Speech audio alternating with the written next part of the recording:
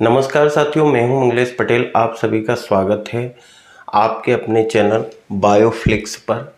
और मैं आज आपके लिए लेके आया हूं बायोटेक्नोलॉजी का एक टॉपिक, डीएनए फिंगरप्रिंटिंग। तो साथियों, आज हम बात करेंगे डीएनए फिंगरप्रिंटिंग के बारे में। तो साथियों, चलिए स्टार्ट करते हैं वीडियो को पूरा देखिएगा और अंत तक मेरे साथ बने रहिएगा।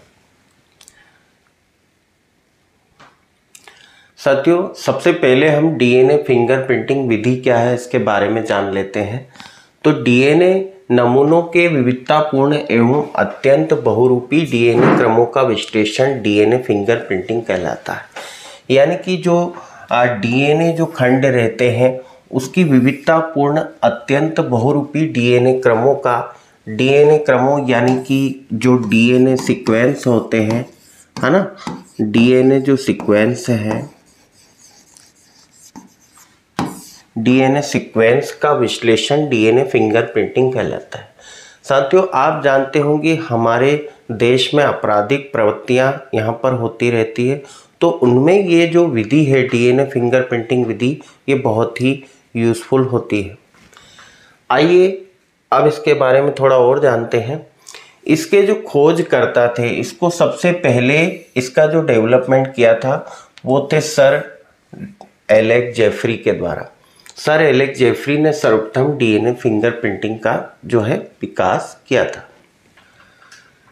उपयोग के बारे में आ जाते हैं साथियों। उपयोग क्या क्या थे डीएनए फिंगरप्रिंटिंग के? उपयोग जो है, सबसे पहला जो उपयोग है, डीएनए फिंगरप्रिंटिंग द्वारा पिता पुत्र संबंधों को सुनिश्चित किया जा सकता है। साथियों, आए दिन हम देखते हैं कि कोर्ट में बहुत सारे केसेस वगैरह रहते हैं, तो उसमें पिता पुत्र की पहचान के लिए भी जो है डीएनए फिंगरप्रिंटिंग विधि का आजकल उपयोग होने लगा है। दूसरी बात, अपराधों एवं दुर्घटनाओं के शिकार व्यक्तियों तथा अपराधियों की पहचान भी जो है इसके द्वारा की जा सकती है। तीसरा जो है, किसी महिला या पुरुष से शारीरिक संबंध, बलात्कारियों की पहचान की भी इससे जो है पहचान की जा सकती है। साथियों, आए दिन ऐसी दुर्घटनाएं होती रहती है जिसमें कि ये पता कर पाना बहुत ही मुश्किल होता है कि डीएनए जो है इसके जो शारीरिक संबंध के बारे में बहुत सारी बातें होती हैं, तो उसके बारे में हमको पता करना बहुत ही मुश्किल हो जाता है। तब जाके हम जो है डीएनए फ्रेगमेंट्स के आधार पर उनको मैच करके जो है इस बात का पता लगा सकते हैं। आइए साथियों, आगे हम जानते हैं steps of DNA fingerprinting technique. DNA fingerprinting की जो टेक्निक होती है उसमें कौन कौन सी स्टेप्स इन्वॉल्व होती हैं। डीएनए फिंगरप्रिंटिंग हम करते कैसे हैं? तो सबसे पहली जो स्टेप होती है साथियों, इसमें डीएनए को अलग करना, यानी कि आइसोलेशन ऑफ डीएनए।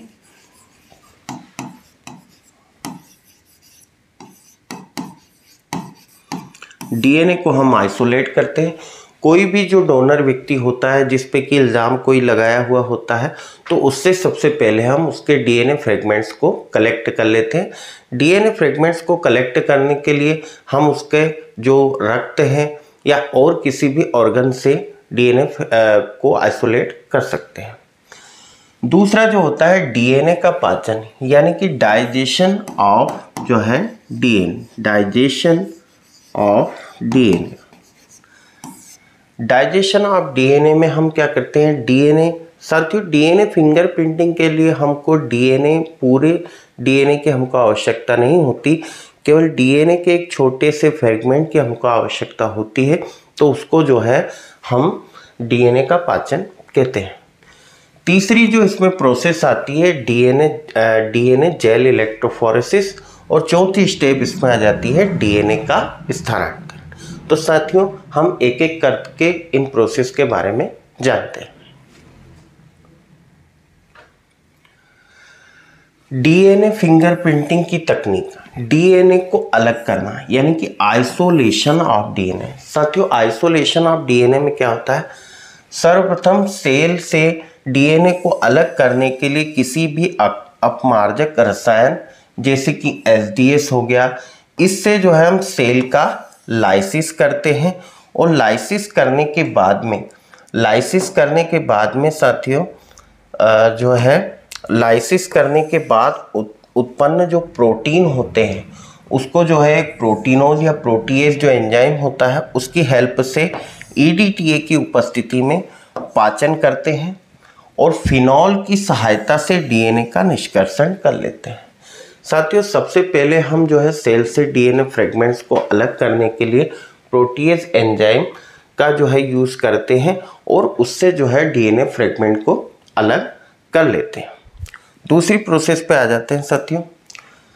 दूसरी जो प्रोसेस है DNA का पाचन। तो DNA का पाचन जो है कैसे होता है, डाइजेशन ऑफ DNA। इसमें साथियों हम क्या करते हैं, DNA के आइसोलेशन के बाद एक एंजाइम होता है जिसका नाम है रेस्ट्रिक्शन एंडोन्यूक्लिएज एंजाइम। साथियों इसको जो है मॉलिक्यूलर सीजर भी कहा जाता है। ये जो है DNA के फ्रेगमेंट्स को कट करने के काम में आता है। तो इससे हमको जो है DNA का छोटा सा जो भाग होता है वो जो है हमको आइसोलेट हो जाता है। तो DNA इसमें जो है रेस्ट्रिक्शन एंडोन्यूक्लियस एंजाइम की मदद से DNA को हम क्या कर देते हैं, जैसे मान लीजिए साथियों ये जो है ये DNA है, तो ये जो रेस्ट्रिक्शन जो एंजाइम होता है ये DNA के छोटे छोटे भागों में क्या कर देता है, उसको कट कर देता है। जैसे कि मान लीजिए 5 डेज से 3 डेज जो सिरा होता है ना, उससे जो है ये क्या कर देता है, उसको कट कर देता है। तो हमको एक छोटे से भाग की ज़रूरत होती है, तो इसलिए हमको जो है रेस्ट्रिक्शन एंजाइम एंडोन्यूक्लियस से वो जो है छोटा सा भाग उससे प्राप्त हो जाता है। नेक्स्ट आ जाते हैं साथियों, अगली जो प्रोसेस हमारी रहती है DNA की जेल इलेक्ट्रोफोरेसिस। DNA में जो है जेल इलेक्ट्रोफोरेसिस कैसे करते हैं, आइए हम सबसे पहले देखते हैं। जेल इलेक्ट्रोफोरेसिस द्वारा DNA खंडों को उनके आकार एवं वजन के अनुसार अलग किया जाता है। DNA का जो आकार होता है उसमें जो बड़े फ्रेगमेंट्स होते हैं, छोटे फ्रेगमेंट्स होते हैं, उनके आधार पर इसकी जेल इलेक्ट्रोफोरेसिस की जाती है। फिर क्या करते हैं, इसके लिए DNA खंडों को उच्च वोल्टेज पर, है ना, उच्च वोल्टेज वाली विद्युत धारा की सहायता से विलगित करते हैं। तो इसमें जो है उच्च वोल्टेज की जो विद्युत धारा है वो इसमें प्रवाहित की जाती है, जिससे DNA के जो छोटे छोटे जो फ्रेगमेंट्स होते हैं वो क्या है, अलग अलग हो जाते हैं। फिर हम क्या करते हैं, अब एगारोस जेल जो होता है साथियों, एगारोस जेल की सहायता से इसमें जो छोटे छोटे कुएं जो रहते हैं, छोटे छोटे वेल्स जो रहते हैं, हम डायग्राम के माध्यम से भी इसको समझेंगे। कुएं जो रहते हैं उसमें हम सबसे पहले इसको भरते हैं, फिर जो है जेल के दोनों सिरों पर हम जो है पॉजिटिव और नेगेटिव, इसमें एक कैथोड रहता है और क्या रहता है साथियों, एक इसमें एनोड रहता है, तो ध्रुवण स्थापित करके विद्युत प्रवाहित करते हैं। फिर विद्युत आवेश के कारण DNA खंड का आकार एवं वजन के अनुसार दूर दूर विस्तृत हो जाते हैं और बैंड्स का निर्माण करते हैं।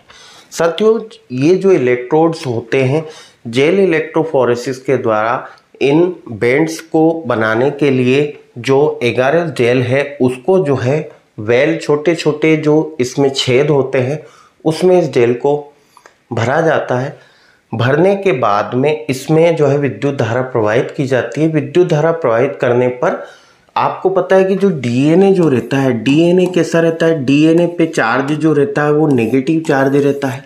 तो DNA पे जो नेगेटिव चार्ज रहता है तो ये जो है पॉजिटिव चार्ज की ओर क्या होने लगता है, जाने लगता है, जिससे DNA के फ्रेगमेंट्स जो होते हैं क्या हो जाते हैं, अलग अलग हो जाते हैं। अगली स्टेप हम चलते हैं साथियों, DNA का स्थानांतरण यानी कि ट्रांसफर ऑफ DNA। अब जो ये DNA बन जाता है इसमें हम क्या करते हैं, अब जेल को फिल्टर पेपर जो रहता है उसके ऊपर जो है DNA के जो फ्रेगमेंट्स होते हैं फिल्टर पेपर पर रखकर उसके ऊपर जो है नाइट्रोसेल्यूलोज का जो पेपर रहता है उसके ऊपर हम इसको रखते हैं। फिर उसके बाद में अब ऑटो रेडियोग्राफी के द्वारा डीएनए के छोटे छोटे क्या बन जाते हैं साथियों, प्रोब बन जाते हैं। ऑटो रेडियोग्राफी के द्वारा डीएनए के छोटे छोटे प्रोब बन जाते हैं, उसको हम जो है आइसोलेट कर लेते हैं। साथियों इसको डायग्राम से हम समझ लेते हैं, प्रोसेस ऑफ डीएनए फिंगरप्रिंटिंग। तो सबसे पहले क्या होता है, यहाँ पर हमने किसी व्यक्ति से यहाँ पर डीएनए का जो फ्रेगमेंट्स हम लेते हैं उसको जो है एक्सट्रैक्शन करते हैं। उसके बाद में ये यहाँ पर है रेस्ट्रिक्शन एंडोन्यूक्लियस एंजाइम, रेस्ट्रिक्शन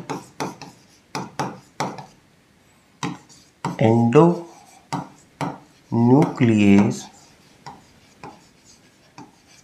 जो एंजाइम रहता है, उससे हम क्या करते हैं, इसको डीएनए को जो है छोटे छोटे ये जो खंड होते हैं इस पर हम क्या कर लेते हैं, उसको ब्रेक कर देते हैं। फिर उसके बाद में जो है यहाँ पर ये इलेक्ट्रोफोरेसिस जो है विधि होती है, इलेक्ट्रोफोरेसिस विधि में इसमें यहाँ पर ये जो लार्ज फ्रेगमेंट्स ऊपर आ जाते हैं और जो शॉर्ट फ्रेगमेंट होते हैं वो धीरे धीरे इधर आ जाते हैं। तो ये जो लार्ज फ्रेगमेंट है ना, फिर ये धीरे धीरे ये छोटे छोटे फ्रेगमेंट्स इसमें आ जाते हैं।